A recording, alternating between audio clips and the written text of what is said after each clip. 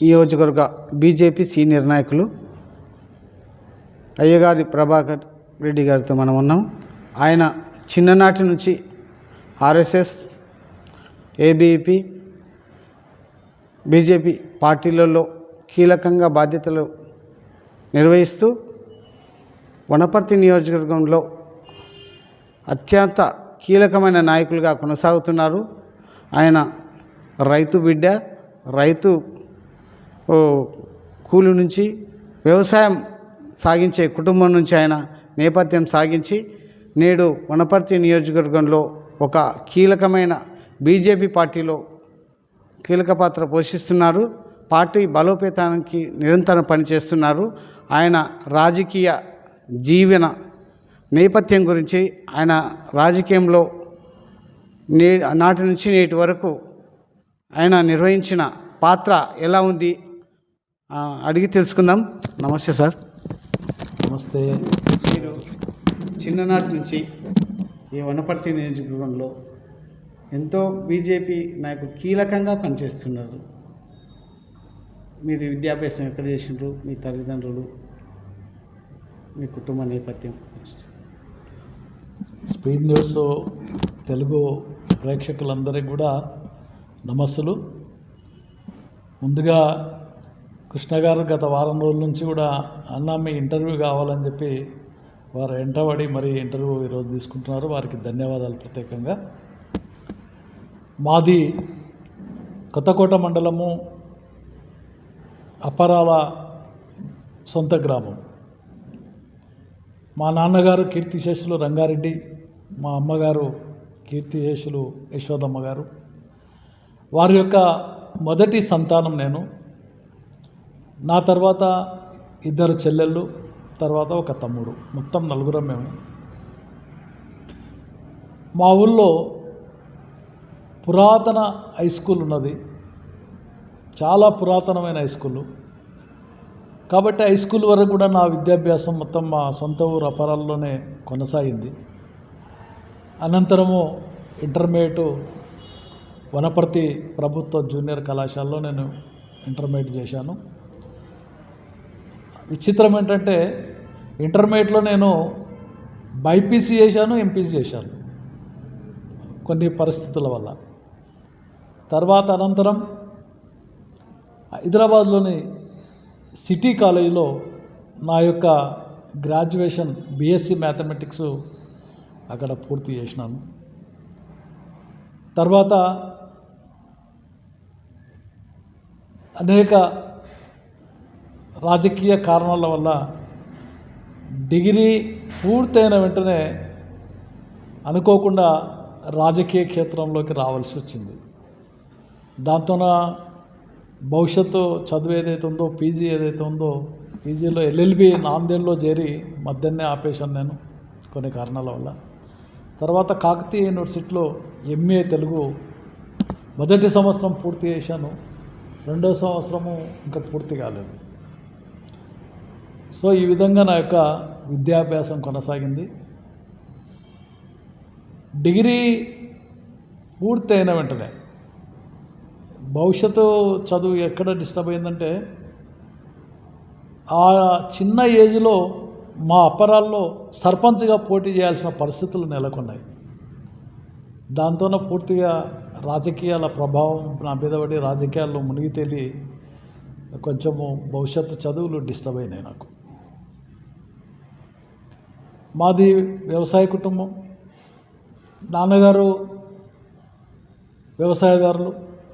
దాంతోపాటు నాన్నగారు గ్రూపు మేస్త్రి, గుంపు మేస్త్రి, గుత్తేదారుగా కూడా చిన్న దందా ఉండేది వారికి, అంటే కాంట్రాక్టర్ ఫీల్డ్లో. ఆ రోజుల్లో పాలమూరు లేబరు యావత్తు భారతదేశంలో కూడా చాలా ఫేమస్. గుంపు మేస్త్రి అనేది, గ్రూపు మేస్త్రి అనేది ఒక 60 మందిని 70 మందిని లేబర్ను తీసుకొని కాలువలు, ప్రాజెక్ట్స్, రైల్వే ప్రాజెక్ట్స్ ఇట్లా ఎక్కడికంటే అక్కడ వలస వెళ్ళి లేబర్ కాంట్రాక్టు ఏదైతే ఉందో అది మా నాన్నగారు కొన్ని సంవత్సరాలు కొనసాగించారు. కాబట్టి చిన్నప్పటి నుంచి అటు రకరకాల నేపథ్యం, వ్యవసాయ కుటుంబం కావడం వల్ల వ్యవసాయానికి సంబంధించిన అంశాల పట్ల కానీ, కుంపమేస్త్రి కావడం వల్ల పాలమూరు లేబర్ యొక్క కార్మికుల యొక్క అవస్థలు నేను చిన్నప్పటి నుంచి చూడడం జరిగింది. అదేవిధంగా మా గ్రామంలో నెలకొన్న రాజకీయ నేపథ్యంలో అంటే అంతకుముందు గత 30 సంవత్సరాల నుంచి ఒక్కరే మా గ్రామాన్ని పరిపాలిస్తూ ఉన్నారు ఏకఛత్రాధిపత్యంగా. అనేక సంవత్సరాలు మా గ్రామంలో సర్పంచ్కి ఇనానిమస్ ఎలక్షన్లు లేవు. కాబట్టి మొదటిసారి ఒక యువకునిగా ప్రజాస్వామ్యం యొక్క రుచి చూపెట్టాలా, ఇది కరెక్ట్ కాదు, ఎన్నికలు జరగాలని చెప్పి నేను చిన్న వయసులో నేను సర్పంచ్ ఎన్నికల్లో పోటీ చేయడం జరిగింది. ఇది నా కుటుంబ నేపథ్యం. గెలిచిండే సర్పంచ్. ఆ ఎన్నికల్లో నేను ఓటమి చెందాను. 180 ఓట్ల తేడాతో అసలు ఆ ఎన్నిక ఒక వండర్. అది మా అప్పరాల నుంచి అజ్జకొల్లని ఉంటుంది. ఆ అజ్జకొల్లు ఊళ్ళో నామినేషన్స్ వేసే ఘట్టం ఉంటుంది. మేము అంత చిన్నవాడిని. నేను ఒక ప్యానెల్ 11 వాళ్ళు మా ఊళ్ళో ఒక ప్యానెల్ను తయారు చేసుకొని 11 మంది ప్యానెల్ తయారు చేసుకొని 3 కిలోమీటర్లు వాకింగ్ వెళ్ళాలి నామినేషన్కి, అజ్జకొల్లికి వెళ్ళినాము. నామినేషన్స్ వేసినాము. అప్పుడు ఎట్లుంటే అంటే మధ్యాహ్నం వరకు నామినేషన్స్, వెంటనే స్క్రూటినీ ఒకటే రోజు అన్నీ స్క్రూటినీ అయిపోయిన వెంటనే 4 గంటలకి జాబితా డిక్లేర్ చేసేస్తుంది, గుర్తులు అన్నీ ఆ రోజుల్లో. అయితే నేను వెళ్ళి నామినేషన్స్ వేసిన తర్వాత అవుట్ ఆఫ్ 8 వార్డు సభ్యులు నాది నామినేషన్లో ఎగిరిపోయినాయి. వార్డు సభ్యులు కారణం ఏంటంటే వయసు సరిపోలే. నాది కూడా ఒక్క రోజుతోనే నాది స్క్రూటినీలో బయటపడ్డది. ఒక్కరోజు తేడా వెళ్తే నాది కూడా నామినేషన్ పోతుండే. మళ్ళీ అగైన్ ఇంకొకసారి మా ఊళ్ళో ఇనానిమస్ ఎలక్షన్ అవుతుండే. ప్లస్ నాకు 3 సభ్యులు మిగిలేరు, 8 మంది పోతే. ఆ 3 నేను మొత్తం అయిపోయి అజ్జకొల్లు నుంచి అపరాలకు వచ్చే వరకు ఆ 3 కిలోమీటర్ల అపరాలకు చేరుకునే లోపలనే నా వెంట ఉన్న 3 సభ్యుల్లో 2 సభ్యులు పార్టీ మార్చి అవతలకి వెళ్ళిపోయారు. సో నేను ఒక్క వార్డు మెంబరు. ఈ 2తోనే ఫైట్ చేసిన, చాలా గొప్ప ఫైట్ ఇచ్చినాము. ఆ రోజుల్లో నాకు ఎన్నికల ఖర్చు 350 రూపాయలు. నాకు కుటుంబం నుంచి కూడా సహకారం లేదు. అంటే ముఖ్యంగా మా నాన్న నాకు సహకరించలేదు. మా నాన్న కాంగ్రెస్ వాది. ఎవరైతే ఎన్నికల్లో నాకు ఆపోజిట్గా సర్పంచ్గా పోటీ చేసిండో ఆయనకు చాలా అనుకూలమైన వ్యక్తి మా నాన్న.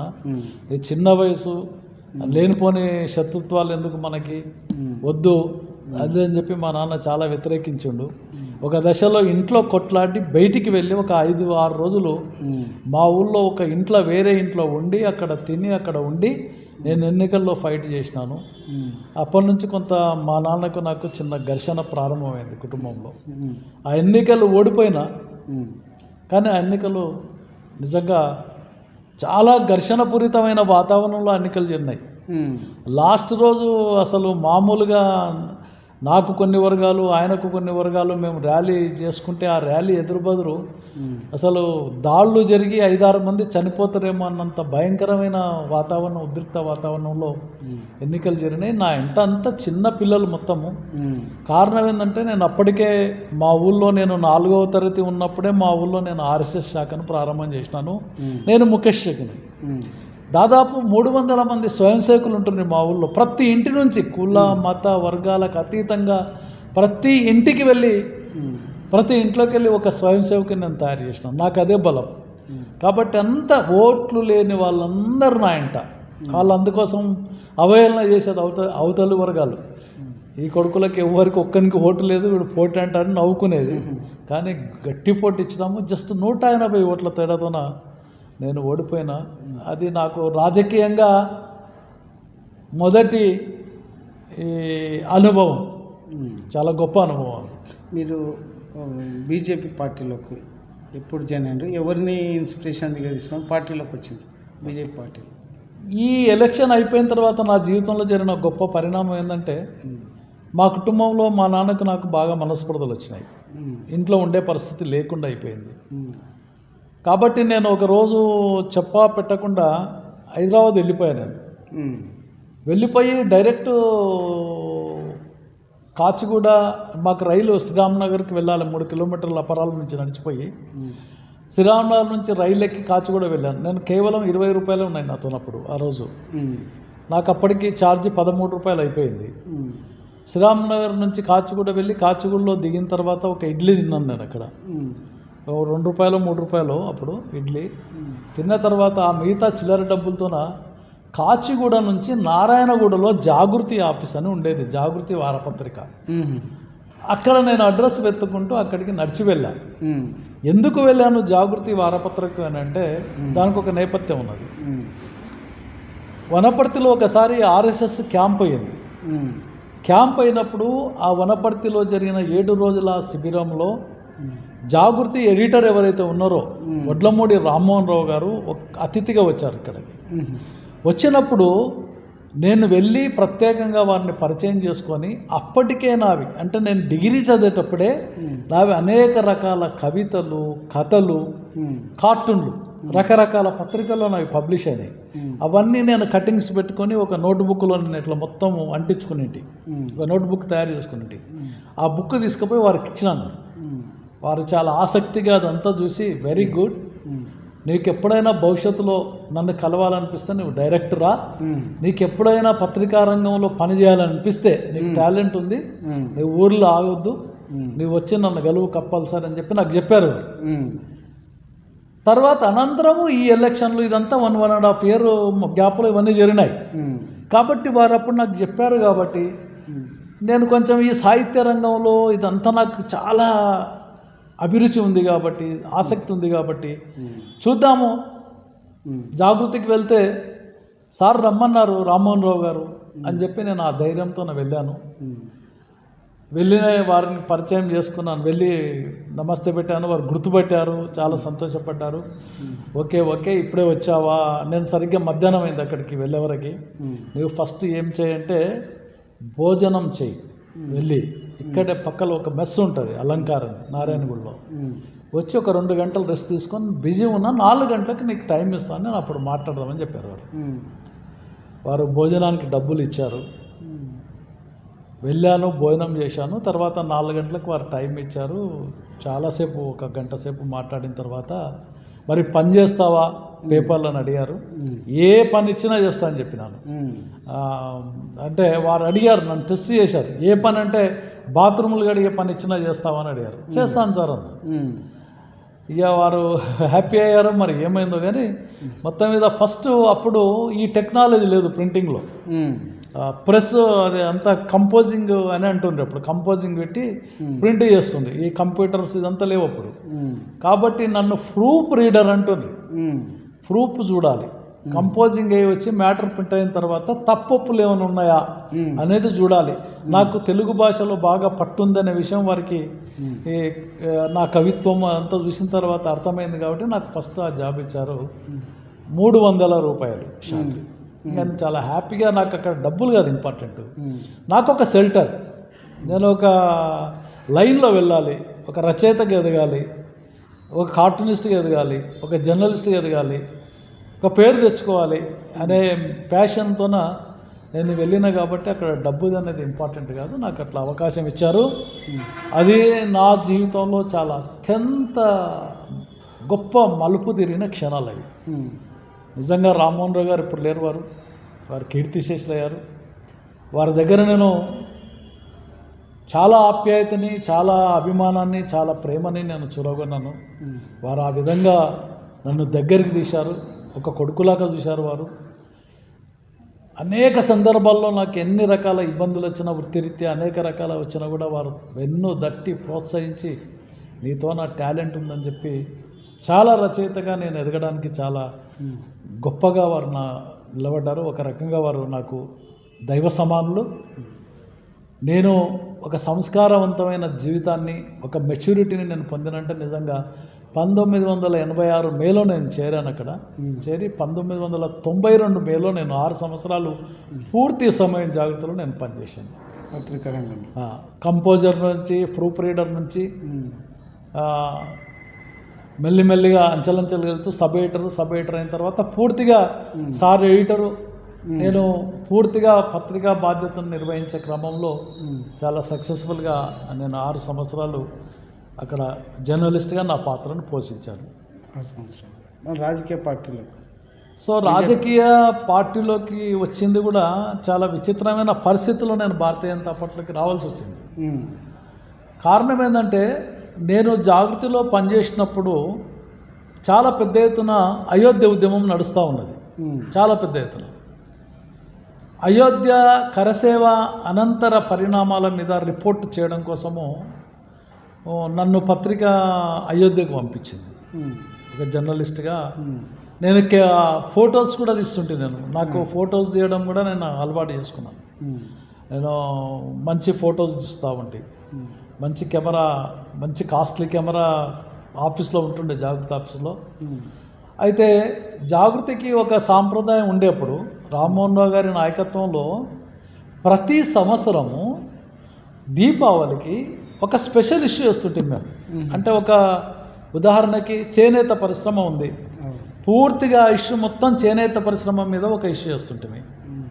ఇట్లా డిఫరెంట్ సబ్జెక్ట్స్. అట్లా ఆ క్రమంలో నాకు బాగా గుర్తున్నది ఏంటంటే చేనేత పరిశ్రమ వేసినప్పుడు నేను గద్వాల, నారాయణపేట, కొత్తకోట ప్రాంతాలు తిరిగి చాలా పరిశోధనాత్మక వ్యాసాలు రాశాను నేను. ప్లస్ కోటల మీద కూడా ఒకసారి ప్రత్యేకమైన సంచిక వేసినాం కోటల మీద. అప్పుడు నేను పాన్గల్ కోట, కిల్లాగనపూర్ కోట మీద కూడా నేను 2 పరిశోధనాత్మక వ్యాసాలు రాసినాను. అట్లా ఒక విశిష్టంగా జాగృతిలో చాలా గొప్ప అనుభవాన్ని జాగృతి నాకు ఇచ్చింది. ఆ పునాదుల మీద నేను అయోధ్య కరసేవ మీద చాలా పరిశోధన చేసిన తర్వాత వెళ్ళొచ్చిన తర్వాత నేను రామ్మోహన్ రావు గారికి ఒక ప్రపోజల్ పెట్టాను. ఏమండి, ఇది నాకు ఒక అవకాశం ఇస్తే నాతోన ఒక కాన్సెప్ట్ ఉంది, నేను ఒక సీరియల్ రాస్తాను జాగృతికి అని చెప్పి నేను అడిగాను. వారితోన కథ విషయం చర్చ జరిగింది. నిజంగా వారు చాలా అభ్యుదయవాది. వారు రామ్మోహన్ రావు గారిని ఆ రోజుల్లో ఉన్న సంఘము, ఆ రోజుల్లో ఉన్న చాలామంది సమకాలీకుల కన్నా వారి యొక్క ఆలోచన 10 సంవత్సరాల ముందుంటుందండి. చాలా గొప్ప వ్యక్తి, చాలా విజన్ ఉన్న వ్యక్తి. నేను సబ్జెక్టు డిస్కస్ చేసిన తర్వాత ఇది చాలా క్రిటికల్ సబ్జెక్టు, ఫిలాసఫికల్ సబ్జెక్టు, చాలా వివాదం అవుతుందేమో, అయినా సరే మనలాంటి పత్రిక వేయకపోతే ఇంకెవరు రాస్తారు, నువ్వు యంగ్ రైటర్వి రాస్తా అంటున్నావు కదా, గోహెడ్ అన్నాడు. ఎన్ని వారాలు ఉంటుందంటే, సార్ సుమారు 30+ వీక్స్ వస్తుంది, ఇది నేను రాయగలుగుతావా? ప్రిపరేషన్ లేదు కదా. జనరల్గా సీరియల్స్ అంటే ముందు మొత్తం రాసి స్క్రిప్ట్ మొత్తం ఇచ్చిన తర్వాత ఎడిటరు ఒక టీం ఉంటుంది, అది మొత్తం చదువుతారు. మొత్తం చదివిన తర్వాత పార్ట్గా ప్రింట్ చేసుకుంటూ వస్తారు. కానీ రామ్మోహన్ రావు గారికి నా మీద ఉండే ఒక అభిమానం అన్నానండి, లేదా నా మీద ఉండే కాన్ఫిడెన్స్ అన్నానండి, వారు రాయమని ప్రారంభం చేశారు. అసలు స్క్రిప్ట్ చెప్పాను, స్టోరీ చెప్పాను, నువ్వు రాయగలుగుతామన్నారు. అది నేను ఛాలెంజ్గా తీసుకున్నాను. దానికి సింధూర క్రాంతి అని చెప్పి నేను పేరు పెట్టాను. ఆ రోజుల్లో చాలా సెన్సేషనల్ సీరియల్ అది. జాగృతిలో 36 వారాలు వచ్చింది ఆ సీరియల్. ఆ సీరియల్లో నేపథ్యం ఏంటంటే, స్టార్టింగే వివాదం. ఫస్ట్ ఏంటి అంటే, ఒక మహబూబ్నగర్ జిల్లాలోని ఒక కుగ్రామం నుంచి ఒక 3 అయోధ్యకు కరసేవకు వెళ్తారు. ఆ 3 ఎవరు? ఒక అగ్రవర్ణాలవాడు, ఒక దళితుడు, ఒక ముస్లిం. నాకు బాగా జ్ఞాపకం, ముస్లిం క్యారెక్టర్ పేరు రషీద్ అని పెట్టాను, బాగా జ్ఞాపకము. చంద్రబాను ఒక క్యారెక్టర్, హీరో పేరు చంద్రబాను సంథింగ్ దళిత ఉంది. ఇట్లా 3 కలిసి కరసేవకి వెళ్తారు. అసలు ముస్లిం కరసేవకు వెళ్ళడింది, అయోధ్యకు దళితుడు ఒక మహబూబ్నగర్ జిల్లాకి వెళ్ళి కరసేవకి వెళ్ళడింది అనే దాని మీద అసలు సీరియల్ వివాదంతోనే ప్రారంభమైంది. నక్సలిజం నక్సలిజంతోన గ్రామీణ ప్రాంతాలు ఎట్లా నలిగిపోతూ ఉన్నాయి. నక్సలిజం యొక్క ఆలోచన ఉన్నతంగా ఉన్నా వాళ్ళు తీసుకున్న మార్గం ఏదైతే ఉందో అది ఎంత ప్రమాదకరంగా ఉంది అంటూ భవిష్యత్తులో ఆర్ఎస్ఎస్ వాదము, నక్సలిజము ఎక్కడో దశలో కలిసి పనిచేస్తాయని చెప్పి నేను ఆ సీరియల్లో ఇండైరెక్ట్గా రాస్తే అది చాలా పెద్ద వివాదమైంది. వివాదమైన తర్వాత చివరి ఎపిసోడ్లో, లాస్ట్ ఎపిసోడు 35 ఎపిసోడ్లు అయిపోయినాయి, ఎండింగ్ ఎపిసోడ్లో హీరోయిన్తో అంటాడు ఒక సందర్భంలో, మనం ఈ సమాజాన్ని మార్చాలంటే రాడికల్ హిందూయిజం రావాలి అని అంటాడు. అక్కడ ఆ పదం ఏదైతే ఉందో నేను వాడినో రాడికల్ హిందూయిజం అనే పదం ఏదైతే వాడినో అది చాలా అభ్యంతరకరంగా అయిపోయి కొన్ని రోజులు ఆ సీరియల్ లాస్ట్ పార్ట్ ప్రింట్ చేయడం అయిపోయింది, ఆపేశారు. ఎడిటోరియల్ బోర్డు ఒప్పుకోలేదు. ఎందుకంటే రాడికల్ అనే పదం అప్పటికి నక్సల్స్ బాగా, రాడికల్ అంటే నక్సలిజం అనేది పర్యాయ పదం అయిపోయింది. కానీ నేను వాడిన ఉద్దేశం వేరు. రాడికల్ అంటే తీవ్రమైన, కఠినమైన హిందూయిజం, సాఫ్ట్ హిందూయిజం కాదు, తీవ్రమైన హిందూయిజం రావాలి అని చెప్పి నేను వాడినాను. దాని మీద బాగా చర్చ జరిగింది. ఒక దశలో ఎడిటోరియల్ బోర్డు అంతా నన్ను పిలిచారు. ఎట్లా మరి నువ్వు ఆపేయాలన్నా ఇది మారుస్తావా అంటే నేను చెప్పాను ఆ రోజు, సార్ నా మైండ్లో ఒక ఆలోచన ఉంది, 100% ఇది ఫెయిల్ ఉండొచ్చు కాక, భవిష్యత్తులో ఫెయిల్ కావచ్చు కాక, కానీ ఒక రచయితగా నాకు స్వేచ్ఛ ఉంది. రాడికల్ హిందూయిజం అనేది నాకు కల్పన ఉంది, నాది చిన్న ఏజ్, భవిష్యత్తులో దీన్ని నేను ఎస్టాబ్లిష్ చేస్తానేమో, నన్ను ఎందుకు ఇప్పుడు ఇబ్బంది పెడతారు అది ఇది అన్న తర్వాత మొత్తం మీద చివరికి ఒప్పుకున్నారు. 1-2 దాని రాడికల్ హిందూయిజం మీద నీ ఆలోచన ఏంది అని చెప్తే డిస్కషన్ అయింది, ఒప్పుకున్నారు, ప్రింట్ అయింది. ప్రింట్ అయిన రాత్రికి ఒక చిన్న సక్సెస్ఫుల్గా సింధూర క్రాంతి అని ఒక సీరియల్ అయిపోయింది. నా సర్కిల్ ఏదైతే 10-12 మంది జర్నలిస్ట్ సర్కిల్ ఎవరైతే ఉన్నారో అందరూ కలిసి ఒక దావత్ ఇవ్వమని అడిగారు. మాకప్పుడు దావత్ అంటే చిక్కల్పల్లి బిడ్జి దగ్గర ఒక చిన్న హోటల్ ఉంటుండే, సూర్య హోటల్ అని. దాంట్లో చికెన్ బిర్యానీ ఏదైతే ఉందో 18 రూపాయలు అప్పుడు బిర్యానీ. ఆ చికెన్ బిర్యానీ తినడం మాకు చాలా పెద్ద దావత్ ఆ రోజుల్లో. అసలు అందరం వెళ్ళినాం అక్కడ. ఇంకొక పత్రికలో పనిచేసే ఒక మిత్రుడు కూడా వచ్చి జాయిన్ అయ్యాడు, నాకు కొత్తగా పరిచయం అయ్యాడు. ఆ మధ్యనే మంచిగా భోజనం చేస్తూ ఉన్న తర్వాత ఒక మిత్రుడు ఏమన్నాడంటే, దాంట్లో సింధూర క్రాంతి అనే సీరియల్ నేను చదివాను మిత్రమా, చాలా గొప్పగా పాలమూరులో ఉన్న కరువు, నక్సలిజము, పోరాటాలు, ఆర్ఎస్ఎస్ఇజము, హిందూయిజం ఇదంతా బాగా చర్చ చేసినావు, బాగుంది. కానీ ఇట్లా నీలాక హైదరాబాద్లో కూర్చొని మంచిగా ఎంజాయ్ చేసుకుంటూ సీరియళ్ళు కథలు రాస్తే సమాజం మారదు, పోయి ప్రజల్లో పనిచేయాలి, సమాజంలో పనిచేస్తే సమాజం మారుతుంది అని చెప్పి అన్నాడు. ఆ మాట నాకు సూటిగా తగిలింది. అదే రోజు రాత్రి వచ్చి మా మిస్సెస్ చెప్పినాను, నేను రాజీనామా చేస్తున్న సబ్ ఎడిటర్కి, జాగృతికి, మనం ఇంటికి వెళ్ళిపోతున్నాము. మా ఇంట్లో షాక్ అయిపోయారు, అసలు నమ్మలేదు. ఫస్ట్ 2 రోజులంతా నచ్చజెప్పినాను, ఏం వెళ్తాం, ఇంటికి వెళ్ళే పరిస్థితి లేదు. ఉన్న పలంగా అప్పటికే నాకు పెద్ద పాప పుట్టింది, నాకు ఒక పాప పుట్టింది. చిన్న పాప ఆల్మోస్ట్ ఆమె స్టార్టింగ్ గర్భిణి. అరే ఇట్లా ఉన్న పల్లంగా పోతే ఎట్లా బతుకుతాము ఏందని చెప్పి అవన్నీ కాదు, ఎట్లన్నా బతుకుతాము. ఇంటికాడ మాకు మధ్యతరగతి కుటుంబం, నో డౌట్, పర్వాలేదు, కానీ ఇంటికి పోయే పరిస్థితి లేదు అని చెప్పి నేను మొండి చేసి మొత్తం మీద రాజీనామా ఇస్తే 3 నెలలు నా రాజీనామా ఆమోదించలేదు. ఎందుకంటే ఆ రోజుల్లో జర్నలిజంలో జాతీయ భావజాలం ఉన్న వాళ్ళు, హిందూ భావజాలం ఉన్న వాళ్ళు చాలా తక్కువ మంది ఉన్నాం ఆ రోజుల్లో జర్నలిజంలో. కాబట్టి వద్దు, నీవు నీ యొక్క నిర్ణయాన్ని మార్చుకో అని చెప్పి పెద్దలు ఒత్తిడి పెట్టారు. కానీ నేను వినలేదు. ఎట్టకేలకు చివరికి నాకు రాజీనామా యాక్సెప్ట్ చేసి చాలా గొప్పగా రామ్మోహన్ రావు గారు యొక్క వారి ఎడిటర్ వారి యొక్క దీంట్లో వారు ఒక మంచి సమావేశాన్ని పెట్టి, వీడుకోలు సమావేశాన్ని పెట్టి జాగృతిలో చాలా పెద్ద వాళ్ళు, హరిహర శర్మ గారు ఏబీపీ జాతీయ అధ్యక్షులు, కసిరెడ్డి వెంకటరెడ్డి గారు ఇప్పుడు తెలుగు యూనివర్సిటీలో చాలా పెద్ద ప్రొఫెసరు వారు, అలాంటి పెద్ద వాళ్ళు ఆ రోజు ఆ కార్యక్రమంలో నాకు ఆశీర్వదించి నాకు వీడుకోలు ఇచ్చారు. ఎంతో బాధాకరము నిజంగా, జాగృతి నుంచి బయటికి రావడం నిజంగా బాధాకరం. కానీ నా పాలమూరు జిల్లాలో ఉన్న కరువు ఏదైతే ఉందో దానికోసం నేను ఏదో ఒక పని చేయాలా, ఇక్కడ హైదరాబాద్లో కూరుకొని పోడు కాదు, నా జిల్లాలో తిరగాలి. దానికి నాకు స్పిరిట్ ఏంటంటే, మా నాన్న ఏదైతే మేస్త్రిగా చేసినప్పుడు, గుంపు కట్టినప్పుడు పాలమూరు జిల్లా లేబర్ని తీసుకొని పోయేటప్పుడు నేను హాలిడేస్లో అక్కడికి వెళ్తుంటే క్యాంపు దగ్గరికి. ఈ సందర్భంలో ఒక విషయాన్ని మనం ఖచ్చితంగా జ్ఞాపకం చేసుకోవాలి, చెప్పాలి కూడా. ఆ రోజుల్లో లేబరు 5:30 వరకు స్టార్ట్ చేసేదండి. లేబరు 6, 5:30 6కి లేబరు వర్కులకు వెళ్తే, అంటే ఆల్మోస్ట్ ఉదయం సూర్యోదయం ముందు లేబర్ వెళ్తే 12 గంటలు ఆల్మోస్ట్ సూర్యాస్తమయం 5 ఇంటికి రావాలి. 12 అవర్స్ కంపల్సరీ చేయాలి. ఆ 12 అవర్స్లో 3 బ్రేక్స్ ఉంటుండే వాళ్ళకి. ఉదయము ఒక బ్రేకు, మధ్యాహ్నం ఒక బ్రేకు, లంచ్ బ్రేకు, మళ్ళీ సాయంత్రం ఒక చిన్న బ్రేకు, లాస్ట్కు ఇంటికి రావాలి. 12 hours హార్డ్ వర్క్ చేసేది. వాళ్ళకి పెట్టే భోజనము చాలా దారుణంగా ఉండేదండి. నాసీ రకంగా ఉండేది, పులుసు పోసేది అంతే ఎక్కువ. అయితే ఏమైందంటే ఒక 1 week మా నాన్న ఏదో పని మీద ఊరికి వచ్చాడు, నన్ను పెట్టాడు అక్కడ ఇన్ఛార్జిగా క్యాంపులో. నేను దాన్ని అడ్వాంటేజ్ తీసుకొని అక్కడ మొత్తం ఆ ఏరియాలో ఏంటంటే ఒక 60-70 ఉంటాయి క్యాంప్స్ అంతా. 60-70లో మాది ఒక పెద్ద క్యాంపు, మాకన్నా ఒక 2 పెద్ద క్యాంపులు ఉండే. నేను ఆ అవకాశాన్ని అడ్వాంటేజ్గా తీసుకొని ఏం చేశానంటే ఇది పోయి అక్కడ కూరగాయలు గుడ్లు తీసుకొని వచ్చాను. మరుసటి రోజు నుంచి రోజు ఒక కూరగాయ వండి పెట్టడం స్టార్ట్ చేశా, గుడ్లు పెట్టడం స్టార్ట్ చేశాను లేబర్కి. మొత్తం షాక్, రెవల్యూషన్.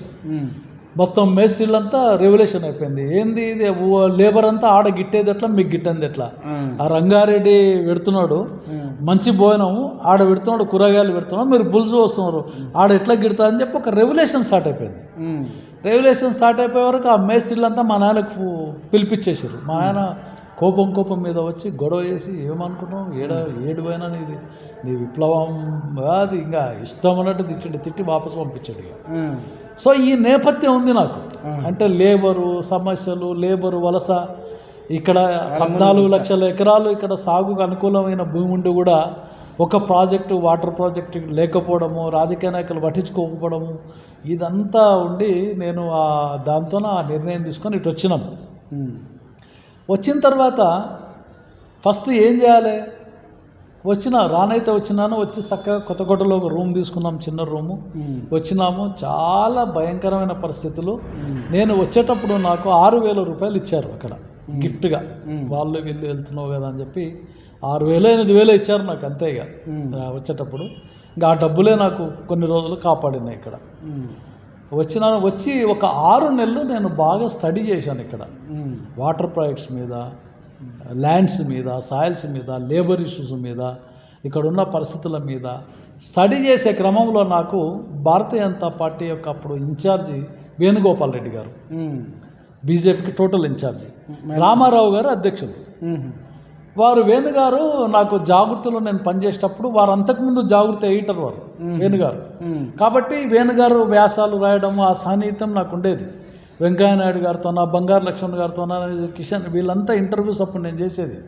చాలా దగ్గర సాన్నిహిత్యం ఉండేది. అప్పుడు టాప్ ఆఫ్ లీడర్స్ నరేంద్ర కూడా అందరు ఇంటర్వ్యూస్ నేనే చేసుకొచ్చేది అప్పుడు అందరూ. ఎందుకంటే అప్పుడు ఈనాడు పేపర్ ఒక్కటే మీడియాలో, అది ఈనాడులో కూడా ఏదో 4 లైన్లు వస్తుండే మన బీజేపీ వార్తలంటే. ఆ రోజుల్లో ఏదన్నా భారతీయ జనతా పార్టీకి సంబంధించిన విషయాలు ఏదన్నా ప్రజలకు చెప్పాలంటే ఒకటే ఒక పత్రిక జాగృతి. సో దాంట్లో నేను number of interviews, number of వ్యాసాలు నేను ఆ రోజుల్లో చేశాను. ఆ క్రమంలో నాకు అందరితోనూ సన్నిహితం. వేణుగారు నాకు కబురు పెట్టారు, నువ్వు ఒకసారి రా, నువ్వు మాట్లాడాలంటే. వెళ్ళాను నేను హైదరాబాద్ బీజేపీ ఆఫీస్కి. వెళ్తే వారు చెప్పారు, నువ్వు ఒంటరిగా ఏం చేయలేవు, నీ ఆలోచన చాలా బాగుంది, మంచిది, కానీ అదంతా టైం వేస్ట్, నీకు ఒక మంచి వేదిక ఇస్తాం మేము. మాకు మహబూబ్నగర్ జిల్లాలో అప్పుడు ఏంటంటే బీజేపీ మహబూబ్నగర్ జిల్లానే టాప్ బీజేపీ ఉమ్మడి ఆంధ్రప్రదేశ్లో. అంతో ఇంతో పార్టీ ఉందంటే ఇక్కడ రావుల రవీంద్రనాథ్ రెడ్డి గారు అప్పుడు చాలా పెద్ద ఫిగర్ ఇక్కడ.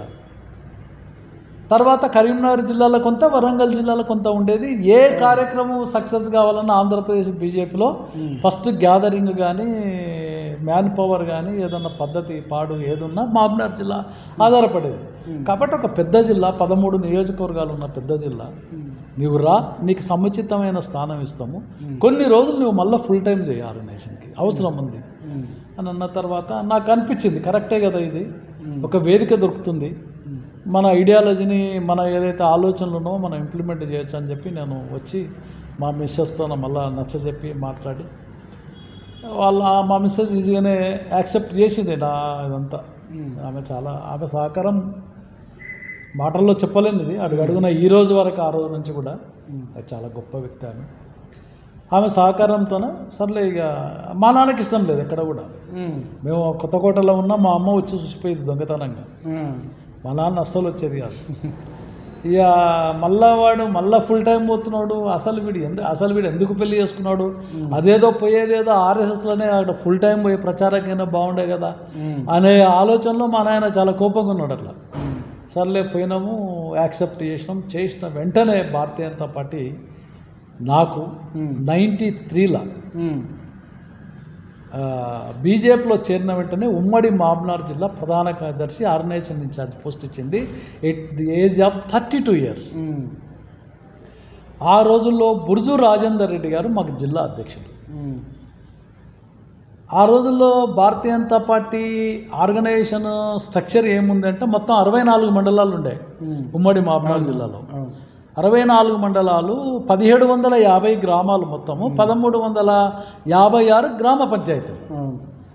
అప్పుడు బీజేపీ స్ట్రక్చర్ ఏముందంటే కేవలము 13 మండలాల్లో కన్వీనర్లు కమిటీలు కూడా కాదు, 136 గ్రామాల్లో యూనిట్స్ అంటే గ్రామ కన్వీనర్లు ఉండ్రి.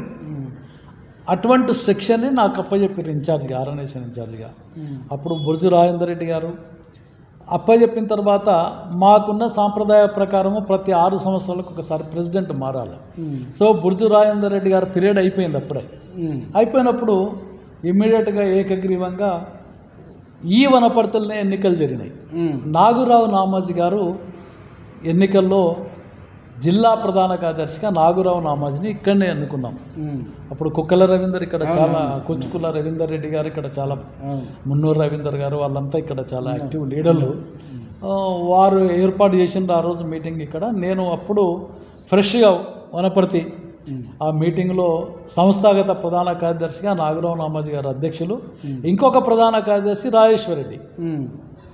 అప్పుడు పార్టీకి ఇద్దరే, ఒక ప్రధాన కార్యదర్శి, సంస్థాగత ప్రధాన కార్యదర్శి, నేను ఇద్దరే, 2 పోస్టులు. అప్పుడు రాజేశ్వర రెడ్డి ఒక ప్రధాన కార్యదర్శి, నేను ఆర్గనైజేషన్ ఇన్ఛార్జి, వారు పొలిటికల్ ఇన్ఛార్జి, నాగురావు ప్రెసిడెంట్.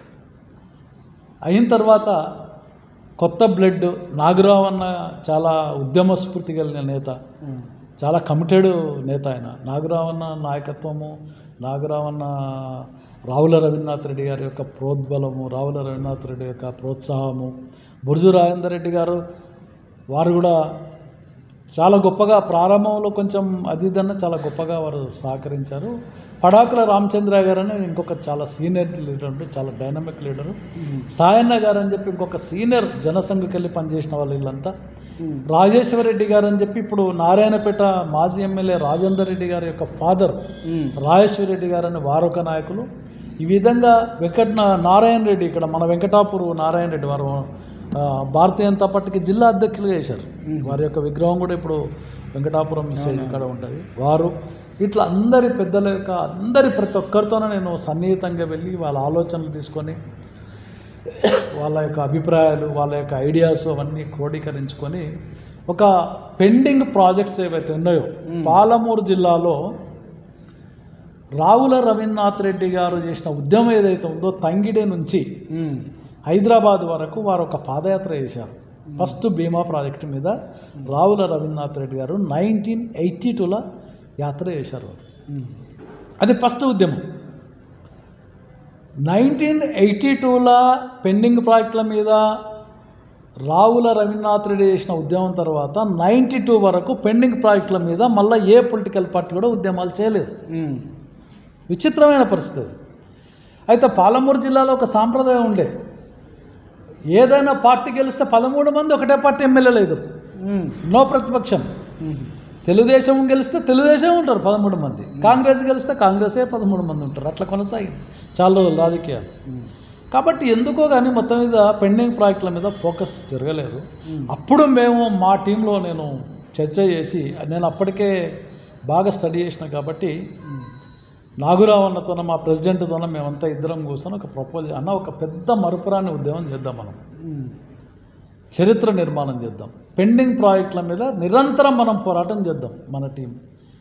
అరే బాగుంది, నాకు కూడా అదే ఉందిరా, ఏదో ఒకటి చేయాలి నాకు అంటే సన్నిహితంతో ప్రభాకర్ చేయాలి అని.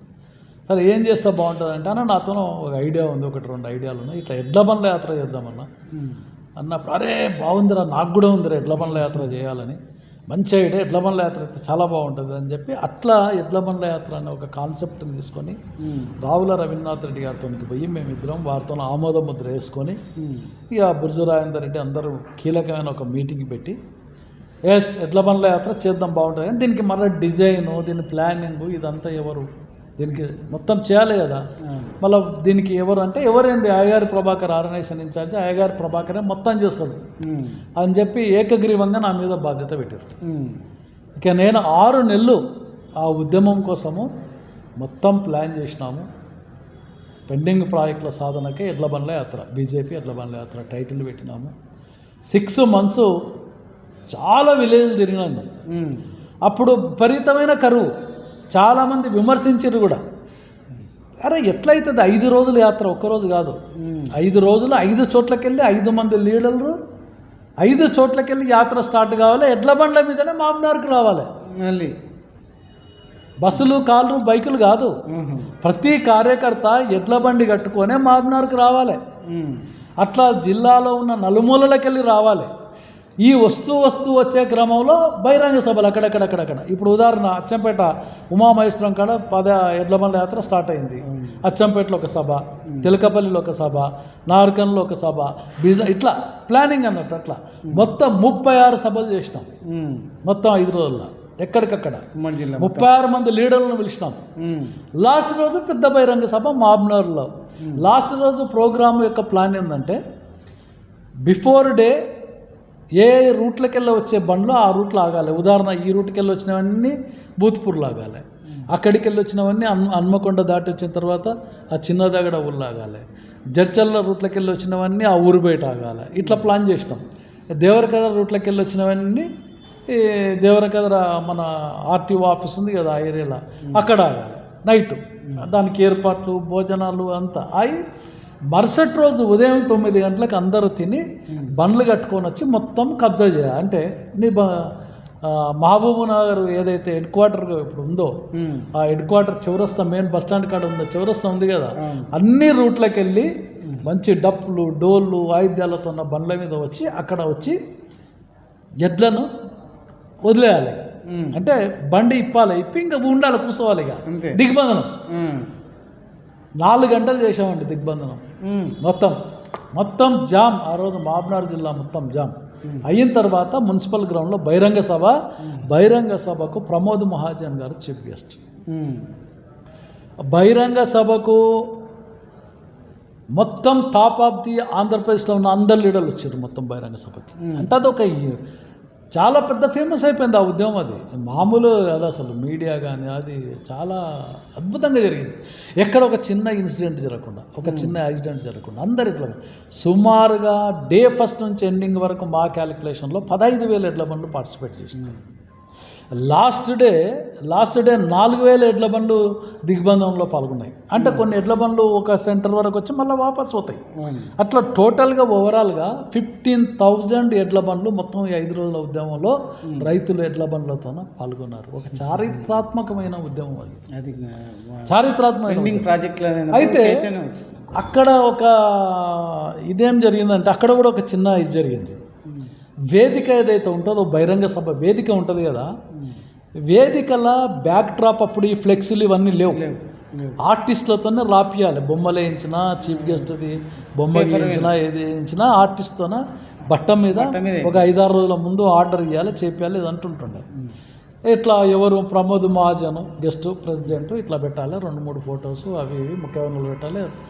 నేనేమన్నా అంటే అట్లా వద్దు. పాలమూరు యొక్క సమస్య ఎందుకంటే ప్రమోద్ మహాజన్ వస్తున్నాడంటే మొత్తం ఆల్మోస్ట్ ఆల్ ఇండియా మొత్తం ఫోకస్ చేస్తుంది. ఆయన అప్పటికి పెద్ద లీడర్ భారతీయ జనతా పార్టీలో. నేషనల్ వైడ్ ఎస్టాబ్లిష్మెంట్ వస్తుంది మనకు. నేషనల్ వైడ్ కాకుండా స్టేట్ వైడ్ మనకు విపరీతమైన ప్రాముఖ్యత వస్తుంది, ఇష్యూ వస్తుంది. అట్లా కాదు అని చెప్పి నేను బ్యాక్ డ్రాప్ నాకు వదిలేయండి, నేను డిజైన్ చేస్తాను అని చెప్పి నాకు పూర్తి స్వేచ్ఛ ఇచ్చారు. అది చేస్తే నేనేం చేసినానంటే బ్యాక్ డ్రాప్ని నిజంగా నా జీవితంలో ఒక గొప్ప బ్యాక్ డ్రాప్. అది బహుశా ఏ పొలిటికల్ ఆర్గనైజేషన్ కూడా నాకు తెలిసి ఇప్పటివరకు అలాంటి బ్యాక్ డ్రాప్ పెట్టలే. భవిష్యత్తులో పెడతారో తెలియదు. నేనేం చేశానంటే బ్యాక్ డ్రాపు ఫస్ట్ స్టెప్లో ఒక అందమైన అమ్మాయి, మంచి బలిష్టంగా ఉంటుంది, అందమైన అమ్మాయి, యంగ్ యూత్ అయ్యి తట్టగంప మోసుకుంటూ నిలబడుతుంది. సెకండ్ ఫేజ్కి వచ్చేవరకు బక్కజిక్కిపోతుంది, తట్టగంప మోస్తుంటుంది. థర్డ్ ఫేజ్కి వచ్చేటప్పటికి ఒక అస్థి పంజరం తట్టగంప మోసుకుంటూ పోతుంటుంది. ఇది మా పాలమూరు బతుకని క్యాప్షన్. ఇది పెట్టి ఒక్కసారి అసలు చాలామంది కళ్ళనీళ్ళు తీసుకున్నారు. జీవితం అట్లా అయిపోతుంది. పాలమూరు బహిరంగ సభకి ఉంది, పెద్ద సభ కాబట్టి అన్ని జిల్లాలకు వెళ్ళి వచ్చారు అందరూ లీడర్స్. పెద్ద సభ, అన్ని జిల్లాలకు వెళ్ళి వచ్చారు. దాని మీద మాట్లాడుతూ ప్రమోద్ మహాజన్ గారు అప్పుడు ఆ బహిరంగ సభలో ఒక వర్డ్ ఇచ్చారు. నాది కూడా ఈ పాలమూరే, నేను పాలమూరులో పుట్టిన బిడ్డ. నేను పాలమూరు పరిస్థితి ఇంత దారుణంగా ఉందా? నేను కూడా ఇక్కడ, మా నాన్న రైల్వే ఎంప్లాయీ, నేను కూడా ఇక్కడనే పుట్టినా, ఈ మీటింగ్ అయిపోయిన తర్వాత నేను పుట్టిన స్థలం కూడా చూస్తూ పోయి అని నేను ఈ పాలమూరు ప్రజలకు ఒక హామీ ఇస్తున్నా. రాబోయే రోజుల్లో భారతీయ జనతా పార్టీ ప్రభుత్వం వస్తుంది ఖచ్చితంగా వస్తే పాలమూరు భీమా ప్రాజెక్టును క్లియర్ చేయించి శాంక్షన్ చేయించే బాధ్యత నేను తీసుకుంటానని హర్షధ్వానాల మధ్యన వారు ప్రామిస్ చేశారు. ఎంత అసలు మా ఆనందానికి హద్దులు లేవు. మా కష్టానికి, మా పార్టీ పడ్డ కష్టానికి సమిష్టి కృషి అది. ఎడ్ల బండ్ల యాత్ర విజయవంతం. ఆ రోజుల్లో సాధారణమైన కార్యకర్తలం అంతా, ఎవరితోనే డబ్బులు లేవు, సాధారణమైన కార్యకర్తలు అంతా జొన్న రొట్టెలు చట్నీ కట్టుకొని వచ్చారు రైతులంతా. జొన్న రొట్టెలు తినుకుంటేనే వచ్చారు 5 రోజులు. ఫుడ్ ఏది చేసినా పాసిపోతుంది, ఫుడ్ పెట్టే పరిస్థితి కూడా లేదు మధ్యాహ్నం ఎవరికి. ఏదో కష్టపడి లాస్ట్ రోజు మాత్రం కొంచెం ఫుడ్ ఏర్పాట్లు చేసినాం క్యాంప్లో. రావుల రెడ్డి ఉన్నాడు కదా, ఎమ్మెల్యే అయినా కూడా పరిస్థితి లేదు. ఆయన పాపం, ఆయన నిజాయితీపరుడైన ఎమ్మెల్యే, ఆయనకు పెద్ద ఆయన చేసినంత ఆయన పరిస్థితి లేదు. కొన్ని చందాలు చేసినాము, అప్పుడు పెద్ద చందాలు కూడా ఎవరు ఇవ్వకుండ్రి, అదే అట్లా నడిచింది. చాలా అద్భుతంగా ఆ మాట ఇచ్చారు. అనుకున్నట్లు వారు మీటింగ్ అయిపోయిన తర్వాత వారు ఇంటికి వెళ్ళారు, ఇల్లు చూశారు. అందుకోసమే ప్రమోద్ మహాజన్ గారు చనిపోయిన తర్వాత నాకు తెలిసి యావత్ భారతదేశంలో ఫస్ట్ విగ్రహం మేము మహబూబ్నగర్లో పెట్టినాం, ప్రమోద్ మహాజన్ విగ్రహం. ప్రమోద్ మహాజన్ బిడ్డ వచ్చింది ఓపెనింగ్కి. అయితే అనుకున్నట్లే తర్వాత కాలక్రమంలో 94లో వాజ్పేయి ప్రభుత్వం వచ్చింది, 13 రోజులు ప్రధానమంత్రి. కానీ ఆ 13 డేస్లోనే బీమా ప్రాజెక్టుకి శాంక్షన్ అయిపోయింది. మాట కట్టుబడి బీజేపీ అంటే మేము చాలా గ్రేట్గా అప్పుడు ప్రెస్లల్లో మాట్లాడినాము. చూడండి, బీజేపీ మాట ఇస్తే అని చెప్పి. అట్లా అక్కడి నుంచి మేము తృప్తి పొందలేదు. ఈ ఎడ్ల బండ్ల యాత్ర జరిగినప్పటి నుంచి కంటిన్యూగా ఎవ్రీ 3 మంత్స్కి 4 మంత్స్కి కంటిన్యూగా పెండింగ్ ప్రాజెక్టుల మీద మేము మూవ్మెంట్ చేసాం. రైతు జాగరణ పాదయాత్రలని, కాడెద్దుల ప్రదర్శనలని, ఇంకా రకరకాల ఉద్యమాలు చేసుకుంటూ వచ్చి బాగా ప్రెజర్ పెట్టినాం ప్రభుత్వాల మీద. అప్పుడు అదృష్టవశాత్తు చంద్రబాబు నాయుడు గారు బాగా స్పందించారు. అప్పుడు వేగంగా కొంచెం పెండింగ్ ప్రాజెక్టులు కదలడం ప్రారంభమైంది. విజయభాస్కర్ రెడ్డి గారు వచ్చిన తర్వాత ఇంకా కొంచెం స్పీడప్ అయింది. అట్లా ఏదైతే పెండింగ్ ప్రాజెక్టుల మీద అయితే నేను ఇక్కడ ఏంటంటే 2 సంవత్సరాలు ఫుల్ టైం చేస్తాను వచ్చినాను కదా, దీంట్లో మునిగిపోయినా నేను. 6 సంవత్సరాలు అయింది. ఇక ఎట్లా గడిచిపోయిందో గడిచిపోతూ ఉన్నాయి. ఇక 6 సంవత్సరాలు అయిన తర్వాత పార్టీకి చెప్పానండి, నేను ఇంకా ఫుల్ టైం చేయను. 2 పిల్లలు నాకు పాపలు పెద్దగా అవుతున్నారు, చదివించుకోవాలి. నాకు 500 రూపాయలు ఇస్తుండే. ఇది భారతీయ జనతా పార్టీ హానర్ 500. ఇక 500తోన ఇంక ఎట్లా బతికినామో భగవంతునికి ఎరక. మేము ఈ ప్రెస్ పెట్టడానికి వీల్లేదు. ఎక్కడ కూడా మేము ఫ్రంట్ లైన్లో ఉండి పని చేయకూడదు, అంత తెర వెనుక ఉండే పని చేయాలి. మేము ఎలక్షన్లో పోటీ చేయొద్దు, కండిషన్ ఫుల్ టైమర్స్కి. అట్లా 6 ఏళ్ళు అయిన తర్వాత మెల్లిగా నేను మళ్ళీ పార్టీ ఓకే అన్నది బయటకు వచ్చినాను. వచ్చి రియల్ ఎస్టేట్ రంగంలోకి వచ్చే ముందర ఒక 2, 3, 4 బిజినెస్లు చేసినాను, అన్నీ లాస్ అయినాయి. తర్వాత రియల్ ఎస్టేట్ అనుకోకుండా రియల్ ఎస్టేట్ రంగంలోకి వచ్చినాను. ఇక అదే రియల్ ఎస్టేట్ రంగంలోనే ఇప్పటివరకు కొనసాగుతూ ఉన్నాను. వ్యవసాయం కాలక్రమంలో ఇక మా తమ్ముడు కొన్ని రోజులు చూసేది, మా నాన్న చూసేది కొన్ని రోజులు.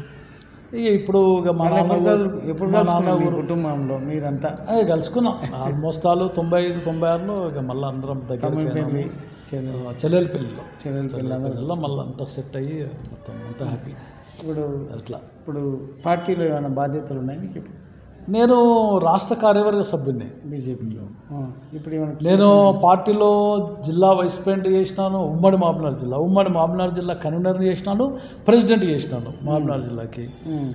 తర్వాత రాష్ట్ర కార్యవర్గ సభ్యునిగా చేసినాను.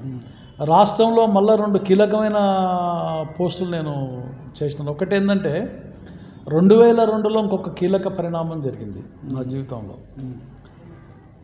నక్సలైట్లు ఎక్కువగా నక్సలైట్ల భావజాలంలోకి వస్తున్న ఎవరైతే ఉన్నారో పిల్లలు ఎక్కువగా ఎందుకు మీరు నక్సలిజాన్ని ఎన్నుకున్నారు, నక్సలైట్లకు ఏ అంశం మిమ్మల్ని ఆకర్షించింది అన్నప్పుడు చాలామంది నక్సలైట్ల యొక్క పాటలు మమ్మల్ని చాలా ఆకర్షించినాయి. వాళ్ళ యొక్క పాటల్లో ఉన్న ఆ విధానము, ఆ భావజాలము మమ్మల్ని బాగా ఆకర్షించింది. ఆ ఊపు మమ్మల్ని బాగా ఆకర్షించింది. ఇట్లా జననాట్య మండలి, ప్రజానాట్య మండలి, ఇట్లా వాళ్ళ యొక్క ఆర్గనైజేషన్స్ ఏవైతే ఉన్నాయో ఆకర్షిస్తున్నాయని చెప్పినప్పుడు మేము పెద్దలతోనూ నేను రవీందర్ రాజు గారు అని చెప్పి అప్పుడు మొత్తం ఆర్గనైజేషన్ ఇన్ఛార్జ్ ఉండే ఇక్కడ ఫుల్ టైమర్ బీజేపీకి ఉంటే వారు కూడా కళలు సాహిత్యం అంటే వారికి చాలా ఇంట్రెస్ట్, నాకు కూడా దీని మీద చాలా ఇంట్రెస్ట్. సో నాకు దీంట్లో నేపథ్యం ముందర ఏంటంటే 94 ఫస్ట్ ఎలక్షన్లో 94 ఎలక్షన్లు అయినప్పుడు ఆ ఎలక్షన్లకు క్యాసెట్ నాదే, నేను రాసిన పాటలు 6 పాటలు రాశాను అన్నప్పుడు పార్టీకి క్యాసెట్ ఎలక్షన్లో. సో కాబట్టి ఈ పాటలు భారతీయ జనతా పార్టీ కూడా ఒక సాంస్కృతిక పరమైన విషయాల్లో మనం వెనుకబడిపోయినాము, ఇది కరెక్ట్ కాదు. అవతల మన ఐడియాలజీ అదే లెఫ్ట్ ఐడియాలజీ ఉన్న వాళ్ళంతా దీంట్లో చాలా ముందరికి వెళ్ళిపోయారు. దీంట్లో ఫ్లోకు దాంట్లో కానీ పాటలు కానీ డ్యాన్సులు కానీ డప్పులు కానీ ఇట్లా సాంస్కృతికమైన దీంట్లో అది ఎక్కువ ఆకర్షణ ఉంది. కాబట్టి మనం ఏం చేయాలని నేను ఒక ప్రపోజల్ పెట్టాను. జాతీయవాద భావజాలం ఉన్న కళాకారులకు ఒక వేదిక లేదు, ఆ వేదికను మనం తయారు చేయాలని చెప్పి పార్టీ మీద ప్రపోజల్ పెట్టాను. దీనికి పునాదులు ఎక్కడ పడ్డాయంటే మేము 96లో ఒట్టెం టెంపుల్ మీద ఫస్ట్ కళాకారుల శిక్షణా తరగతులు పెట్టాను నేను ఇన్ఛార్జిగా. ఫస్ట్ కళాకారుల ఆంధ్రప్రదేశ్లో భారతీయ జనతా పార్టీ ఆధ్వర్యంలో సాంస్కృతిక సెల్ ఆధ్వర్యంలో ఫస్ట్ కళాకారుల శిక్షణా తరగతులు 3 రోజులు పెట్టినాం. రవీందర్ రాజు గారి యొక్క ప్రోత్సాహం వల్ల చాలా బ్రహ్మాండంగా 60-70 మంది కళాకారులు అక్కడనే పడుకోవాలి, అక్కడ తినాలి, మాకు దోచిన పాటలు పాడాలి, కొత్తవి రాయాలి, ట్యూన్లు కట్టాలి, ఎవరికి వచ్చిన పాటలు వాళ్ళంతా డ్యాన్సులు చేయాలి, డప్పులు నేర్చుకోవాలి, ఇట్లా అన్ని రకరకాలుగా. ఆ క్యాంపులో కూడా నేను 2-3 పాటలు అప్పటికప్పుడే కొత్తవి రాసి పాడియడం అదంతా జరిగింది. అప్పుడు మేము ఒక రోజు రాత్రి ఇట్లా కాదండి, ఒక క్యాంపు ఇట్లా 2 క్యాంపులు పెడితే కాదు, ఒక ఆర్గనైజేషన్ కావాలి. ఇంచుమించు స్వతంత్ర ప్రతిపత్తి ఉన్న ఆర్గనైజేషన్ ఉంటుంది, కానీ ఐడియాలజీ అంతా మళ్ళీ భారతీయ జనతా పార్టీ ఐడియాలజీ, జాతీయవాద ఐడియాలజీ, హిందూ ఐడియాలజీ ఉంటుంది.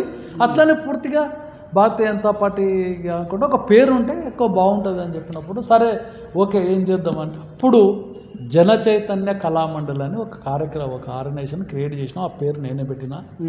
దానికి డప్పు గుర్తు పెట్టినాం, డప్పును సింబల్గా తీసుకొని క్రియేట్ చేసినాము.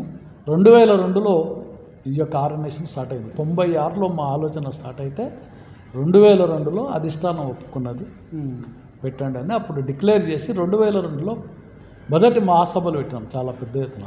అట్లా 2002 నుంచి 6 సంవత్సరాలు కంటిన్యూగా రాష్ట్ర స్థాయి మహాసభలు చేసినాం కళాకారులది.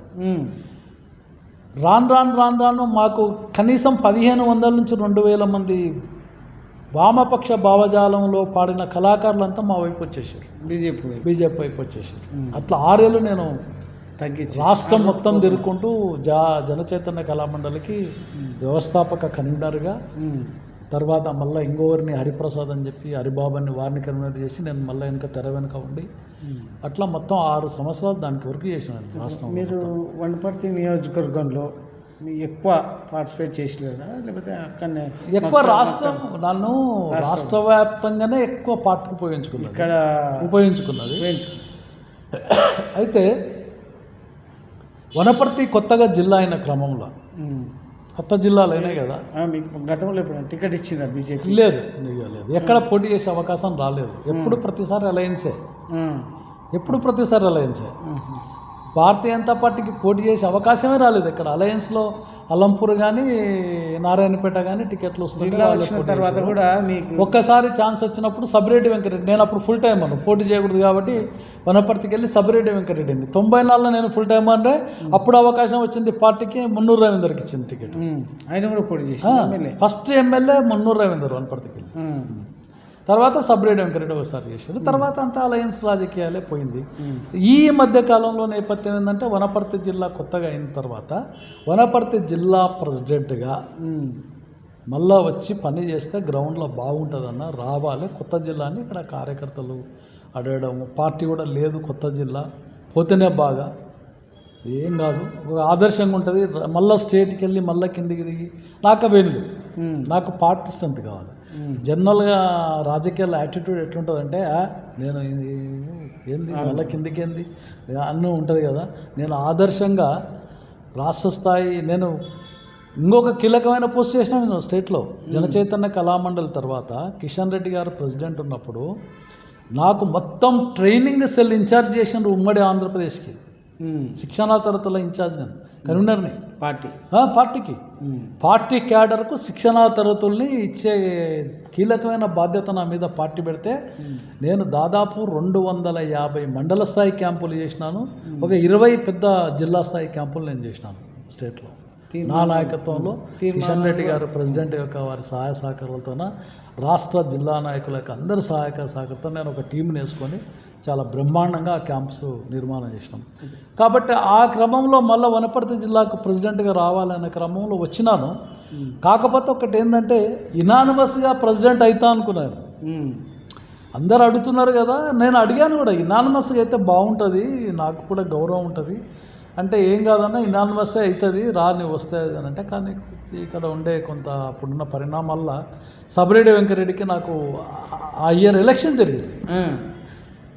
నేను నామినేటెడ్ ప్రెసిడెంట్ కాదు, ఎలక్షన్లో పోటీ చేసి గెలిచిన ప్రెసిడెంట్ నేను.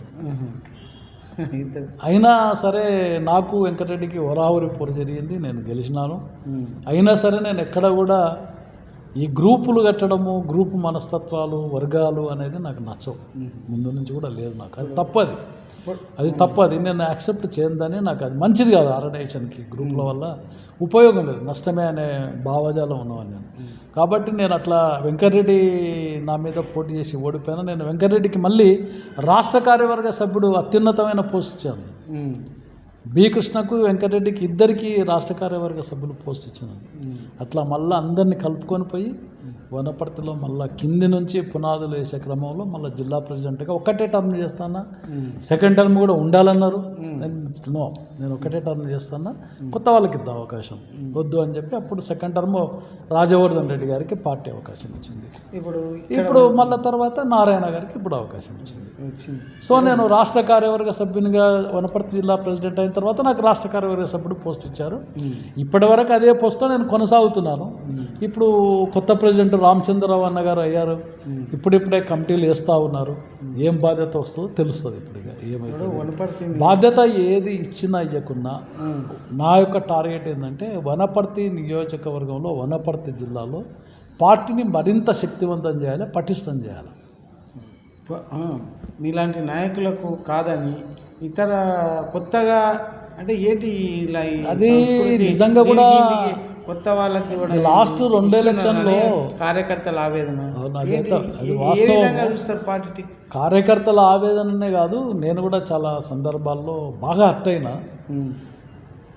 ఉమ్మడి జిల్లాలో అధ్యక్షునిగా వేసి పార్టీ ఎక్కడ చెప్తే అక్కడ పరిగెత్తి జీవితాన్ని మొత్తం పార్టీ కోసం పని చేసుకుంటూ వెళ్ళి మళ్ళీ వనపర్తి జిల్లాకు ప్రెసిడెంట్గా వచ్చి రాత్రి పగలు కష్టపడి పనిచేసి ఒక స్థాయికి పార్టీ తీసుకొని వచ్చిన క్రమంలో హఠాత్తుగా అధిష్టానము అమరేందర్ రెడ్డి అని చెప్పి ఒక ఆస్ట్రేలియాలో ఉన్న వ్యక్తిని తీసుకొని వచ్చి ఆయనకు టికెట్ ఇవ్వడం అనేది చాలా బాధాకరం, చాలా బాధాకరం. సెకండ్ హాఫ్ కూడా అట్లా చేసి బాధాకరం. ఎందుకు అట్లా పార్టీ అలాంటి నిర్ణయం తీసుకున్నదో నాకు ఇప్పటికీ అర్థం కావడం లేదు. నిర్ణయం తీసుకునే ముందు ఈ జిల్లాలో ఉన్న ముఖ్య నాయకులను పిలిచి అయ్యా మరి ఏంది ఎవరు చేస్తే బాగుంటుంది ఏం కథ అనే విషయం కూడా పెద్ద చర్చ రాలేదు. కానీ ఒకటి ఏం చేసిరంటే రాష్ట్ర పార్టీ ఒక ముఖ్యమైన వాళ్ళ నుంచి ఒక ఓటింగ్ నిర్వహించారు స్టేట్ ఆఫీస్లో. ఓటింగ్ మీకు ఎవరైతే బాగుంటుంది ఎమ్మెల్యే అని చెప్పి పేరు రాసి ఒక డబ్బలు ఇవ్వని చెప్పారు. కాబట్టి ఆ విధంగా ఆ ప్రజాస్వామ్య ప్రక్రియ జరిగిన క్రమంలో మరి అమరేందర్ రెడ్డి ఆర్థికంగా బాగా ఉన్న వ్యక్తి. అమరేందర్ రెడ్డి అయితే బాగా డబ్బులు పెట్టగలుగుతాడు, తట్టుకోగలుగుతాడు. అమరేందర్ రెడ్డి అయితే పార్టీ బలపడుతుంది అనే యాంగిల్ కార్యకర్తలు కూడా ఒకవేళ అమరేందర్ రెడ్డి పేరు మెజార్టీగా రాశారేమో భగవంతుని గెరక ఉండి ఉండొచ్చు కూడా. పార్టీ కూడా ఆ దిశలో ఆలోచన చేసి ఉండొచ్చు కాక ఏం జరిగిందో తెలియదు. మొత్తం మీద నాకు రావాల్సి ఉండే అమరేందర్ రెడ్డికి ఇచ్చారు. సర్లే కొన్ని గంటలు బాధపడ్డా మళ్ళీ మేము తేరుకున్నాం, మళ్ళీ పనిచేసినాం. కాకపోతే అమరేందర్ రెడ్డి మమ్మల్ని ఎవరిని సరిగ్గా ఉపయోగించుకోలేదు. మన సెకండ్ హాఫ్ ఎందుకు ఉపయోగించుకోలే ఆయన. కాబట్టి చాలా ఇంత బలమైన నియోజకవర్గం 3000 ఓట్లు రావడం అనేది మాకందరికీ తలదీసేసినట్టయింది. చాలా బాధాకరం. మరి ఇంత ఎపిసోడ్ జరిగిన తర్వాత కూడా ఎమ్మెల్యే ఎన్నికలు అయిపోయి పార్టీ 3000 ఓట్లకు పరిమితమైన క్రమంలో నేను అప్పుడు జిల్లా ప్రెసిడెంట్ను మళ్ళా కూడా తీసుకొని శక్తిని కూడా తీసుకొని అమరేందర్ రెడ్డి తెల్లారే వెళ్ళిపోయాడు మళ్ళీ ఆస్ట్రేలియాకి. పార్టీకి రాజీనామా చేసేసిండు, ఉండలే. అటువంటి పరిస్థితుల్లో కార్యకర్తలంతా చాలా బాధాకరమైన పరిస్థితులు, చిన్నాభిన్నమైన పరిస్థితులు ఆర్గనైజేషను. మళ్ళీ నేను అట్లా కాదని ధైర్యాన్ని కూడగట్టుకొని మళ్ళీ సమీకరించి 6 నెలల్లో వచ్చిన లోకల్ బాడీ ఎలక్షన్స్లో 7 జెడ్పీటీసీ స్థానాలకి 66 ఎంపీటీసీలు ఉంటే 36 ఎంపీటీసీ స్థానాలకి నేను వెతికి ధైర్యాన్ని ఇచ్చి పోటీ చేయించినాను. పోటీ చేయించి చాలా పెద్ద ఎత్తున నా సొంత డబ్బులు ఖర్చు పెట్టుకున్నాను ఆ ఎలక్షన్లలో. ఇది సందర్భం వచ్చింది కాబట్టి చెప్పుకోవాల్సిందే. కార్యకర్తలకు కరపత్రాలు, మైకులు, వాళ్ళకి కావాల్సిన సామాగ్రి, వాళ్ళకి డీజిల్కి కావాల్సిన ఖర్చులు. ఎందుకంటే మా దాంట్లో ఉన్నదంతా పేద కార్యకర్తలు, మధ్యతరగతి కార్యకర్తలు. డబ్బులు ఎవరు లేరు. ఉన్న డబ్బులు పెడితే కూడా వాతావరణం లేదు, నిలబడేటోడే లేడు అని నేను ధైర్యం ఇచ్చి అట్లా కాదని చెప్పి పోటీ చేస్తే ఆశ్చర్యం ఏంటంటే మాకు 20,000+ ఓట్లు వచ్చినాయి లోకల్ బాడీస్లో. సో మాకు మళ్ళీ కొత్త శక్తి వచ్చింది. ఆ శక్తితోన మళ్ళీ వచ్చిన 6 నెలల్లో ఎంపీ ఎలక్షన్స్లో బంగారు స్థితి గారు క్యాండిడేట్ అయ్యారు. చాలా కష్టపడి పనిచేసినాము. 32,000 ఓట్లు వచ్చినాయి ఎంపీ ఎలక్షన్స్లో. సో మాకు మళ్ళీ ఒరిజినల్ బేస్కి మేము వచ్చినాము. గట్టిగా పనిచేస్తే గట్టి పోటీ ఇస్తాం రేపు అసెంబ్లీకి అనే క్రమంలో ఇక నా జిల్లా ప్రెసిడెంట్గా నేను కొత్త వాళ్ళకి ఇవ్వాలని నేను తప్పుకున్నా. రాజవర్ధన్ రెడ్డి గారు కొత్తగా వచ్చారు. వచ్చిన క్రమంలో ఇక మెల్లిమెల్లిగా అది ఏమైందో తెలియదు కానీ అశ్వత్థామరెడ్డి గారు భారతీయ జనతా పార్టీలో చేరారు. ఈటల రాజేందర్ వారి నాయకత్వంలో చేరినప్పుడు పార్టీ మరి ఏం ఆలోచన చేసిందంటే ఆయన ఉద్యమ నాయకుడు, తెలంగాణ వ్యాప్తంగా ఆయన ప్రభావం ఉంటుంది. ఆయనకు మేము మాట ఇచ్చి వనపర్తి టికెట్ ఇస్తామని మాట ఇచ్చి మేము చేర్చుకున్నాం. కాబట్టి మీరు కొంత సైలెంట్గా ఉండండి అని ఇండైరెక్ట్గా మాకు డైరెక్ట్గా అట్లా కొన్ని సూచనలు కనబడే మాకు పార్టీలో. సరే మేమంతా ఏంటంటే పార్టీ బాగుపడాలనుకునేటోళ్ళం అంతే. నేను ముఖ్యంగా ఒకసారి పోయింది అవకాశము, మళ్ళీ పార్టీ ఇప్పుడు ఇట్లా ఆలోచన చేస్తుంది. రెండవది సర్లే పార్టీ ఏం డిసైడ్ చేస్తుందో చేయని.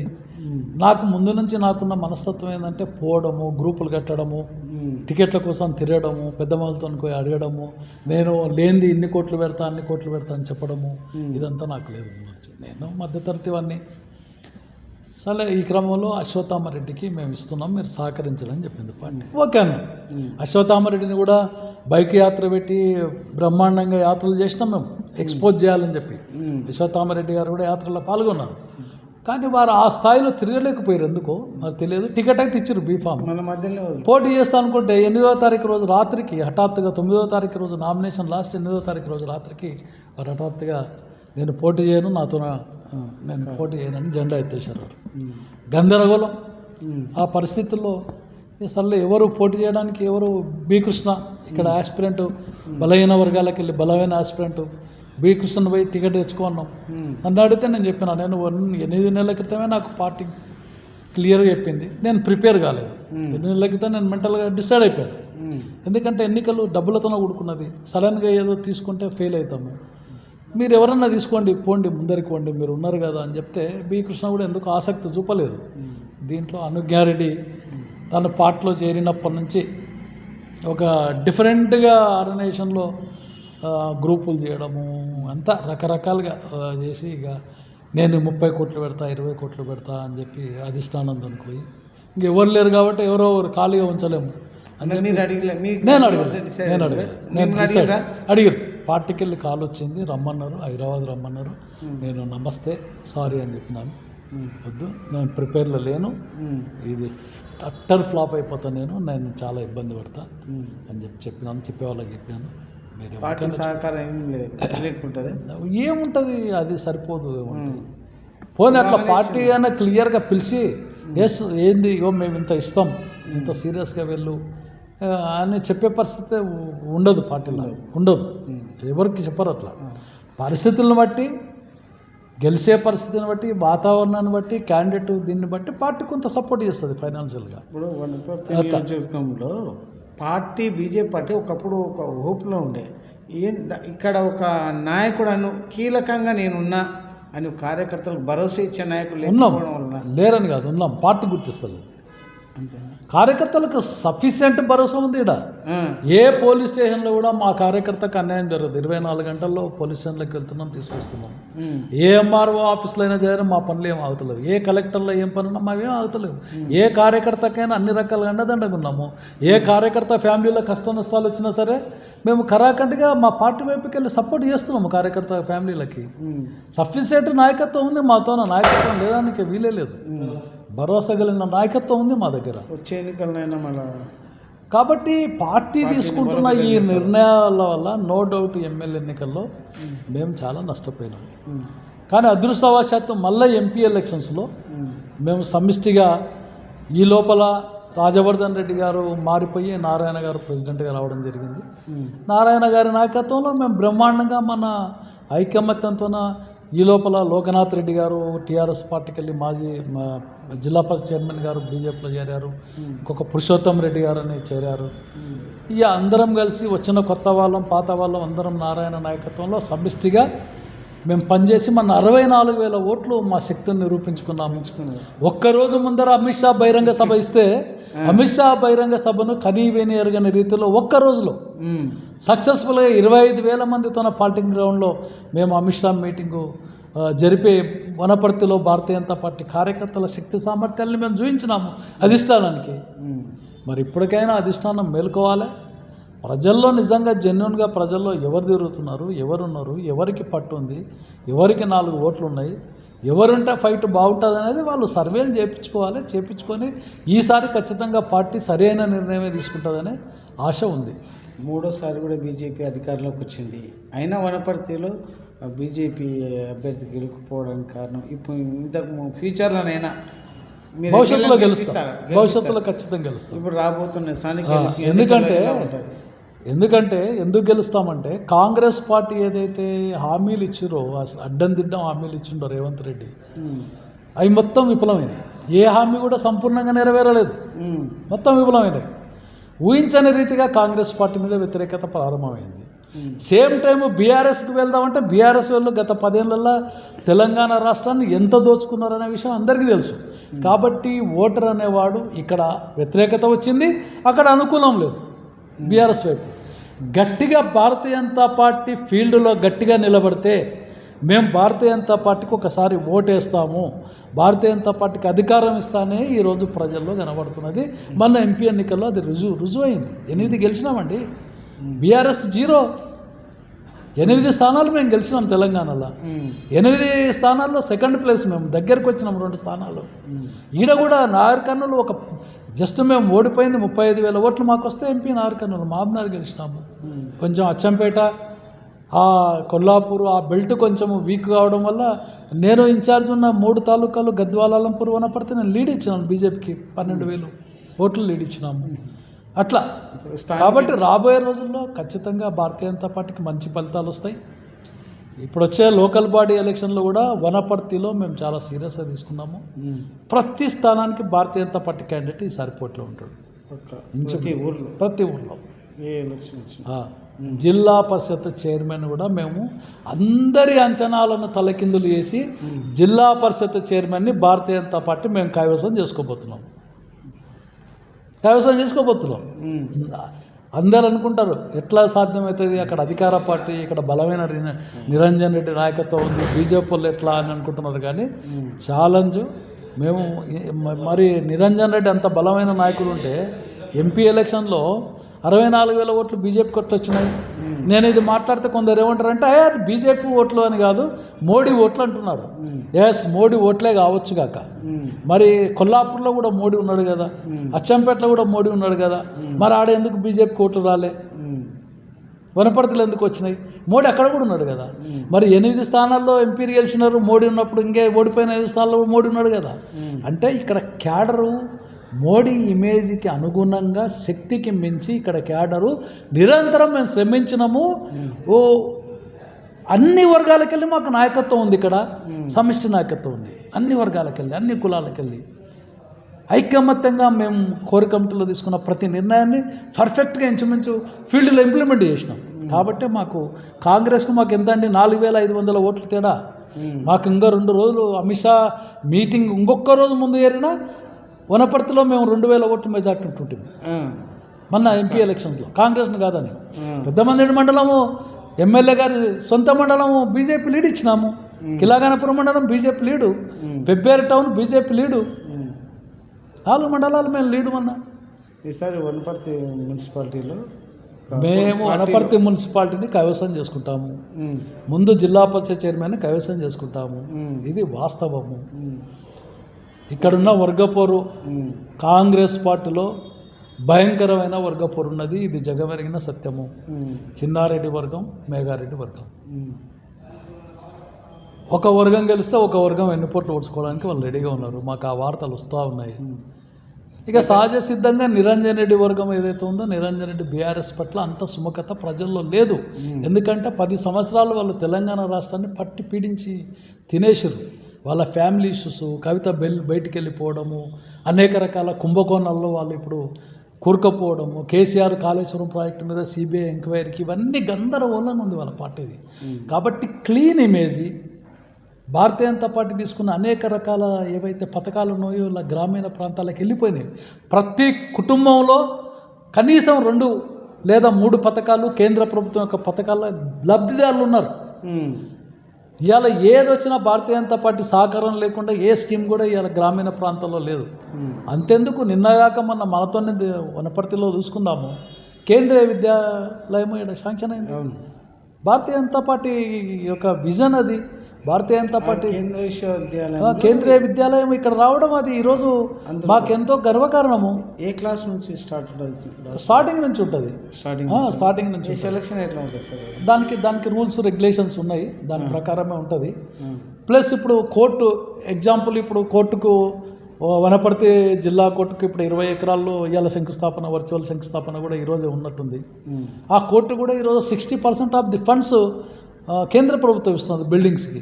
అవుట్ ఆఫ్ 81 crores-లో 60 కోట్ల రూపాయలు కేంద్ర ప్రభుత్వం ఇస్తున్నది.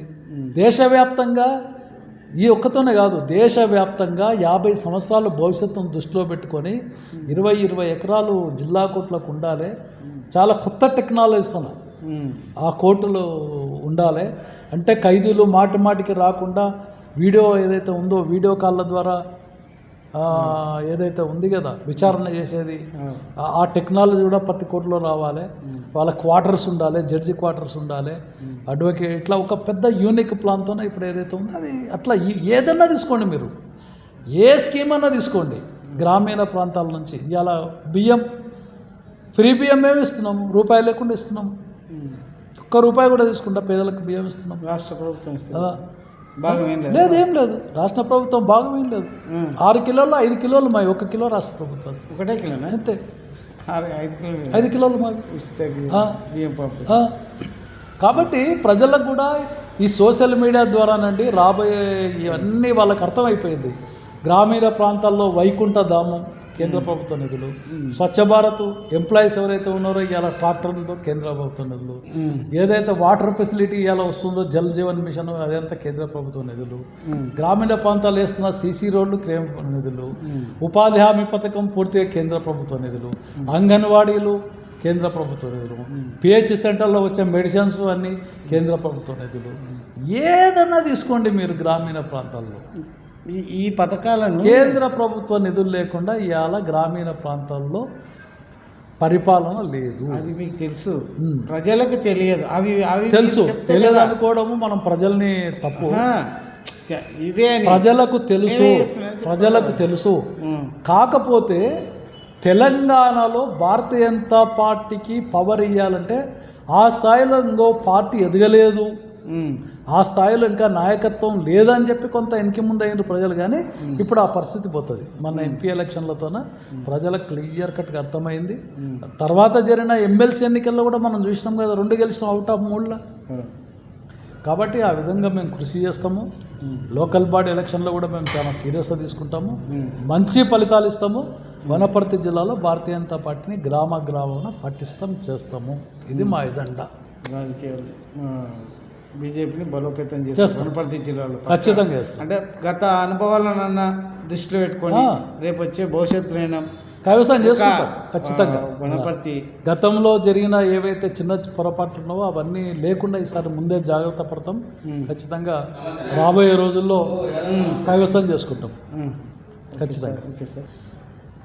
తన జీవనం ఒక రచయిత, రచనగా, రచయిత్రిగా, ఒక జర్నలిస్టుగా, కళా కృత్యంలో పనిచేస్తూ కళాకారునిగా వెలిగి ఆయన రాజకీయాల వైపు మళ్ళీ రాజకీయాల్లో ప్రవేశించవుతున్న అయ్యగారి ప్రభాకర్ రెడ్డి. ఆయన జీవిత లక్ష్యం వనపర్తిలో నియోజకవర్గంలో బీజేపీ అభ్యర్థిని గెలిపించే వరకు మా పోరాటం ఆగదు. రాబోయే స్థానిక ఎన్నికల్లో బీజేపీ అభ్యర్థులను గెలిపిస్తాం. వనపర్తి జెడ్పీ పీఠం మాదే, మున్సిపల్ చైర్మన్ మాదే. వనపర్తిలో బీజేపీ జెండా పాతాం. మళ్ళీ భారతీయ జనతా పార్టీ ఉమ్మడి మహబూబ్నగర్లో ఒకనాడు ఎలా ఉందో నేడు అలా ఉండేటట్టు పార్టీ బలోపేత కోసం అందరం కలిసికట్టుగా ఉండి పార్టీని విజయపథంలో తీసుకెళ్తామని స్పష్టం చేస్తున్నాను. Thank you sir. నమస్తే. ధన్యవాదాలు కృష్ణ గారు. చాలా రోజుల తర్వాత చాలా గొప్ప ఇంటర్వ్యూ చేశారు. మీకు ధన్యవాదాలు. మీ ప్రేక్షకులకు కూడా ధన్యవాదాలు. Thank you sir.